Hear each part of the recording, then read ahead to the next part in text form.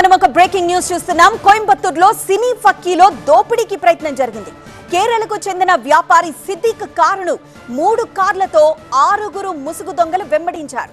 కోయంబత్తూర్ ఎర్నాకుళం హైవేపై కార్ని చేస్ చేశారు. అయితే తప్పించుకొని పోలీసులకు ఫిర్యాదు చేశాడు ఆ వ్యాపారి. నిందితుల్ని ప్రస్తుతం పోలీసులు అదుపులోకి తీసుకున్నారు. పాలక్కడ్కు చెందిన శివదాస్ గ్యాంగ్ గా గుర్తించారు పోలీసులు. కారులో డాష్ బోర్డ్ కెమెరా ద్వారా నిందితుల్ని గుర్తించారు.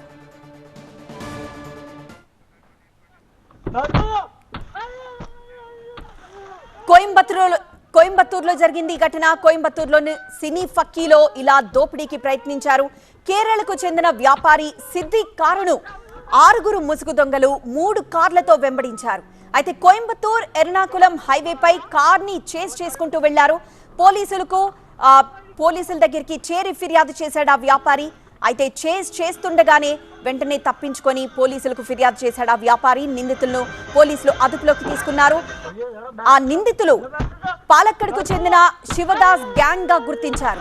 కారులో డాష్ బోర్డ్ కెమెరా ద్వారా నిందితుల్ని గుర్తించారు పోలీసులు.